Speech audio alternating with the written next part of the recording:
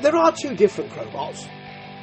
There is the big, roiling, rocking, thick, chunky type of, with a bit of grunge type of Crobot, and there is the on the one kind of Crobot. And Brandon Yeagley, their front man, I think they were supporting Clutch, and I saw him dancing like a crazy fool to some really funky stuff.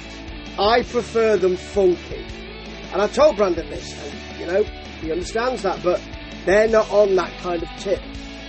And their new album, Obsidian,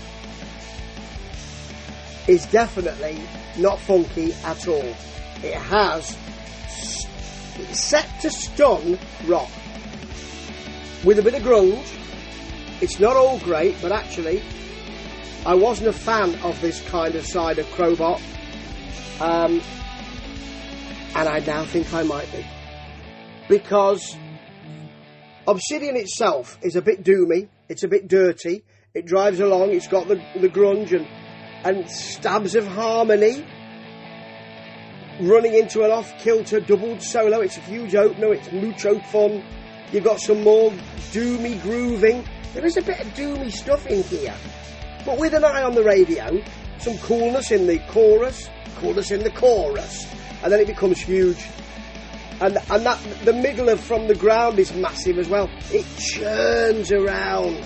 The verse is nicely opened out, actually. You can get right in the middle of it. Metal, pushy, tight, neoclassical inspired 6-string solo. Bit of a thin feel into a big metallic solo, as you'd expect. Really nice touch, that. And then you've got Neil Fallon giving us some narration from Clutch. It's got an album cross around their neck now, isn't it? And I was an early adopter of Clutch. Yes, Clutch. I'm not as keen on them live as I used to be. Still, that might change soon. You never know. They might get better. I might like them better. I do like Neil Fallon, though. I love the band, and his narration's lovely here. Into bouncy doom. Bouncy doom. You don't often get those two words together, do you? Bouncy and doom, and here it is.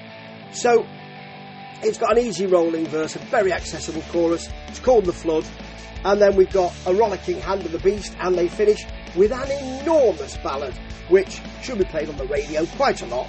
It's called Happiness, and I'm sure they'll be happy if it is. Now, they have a way of doing things, Crobot, when they are rocky in this way.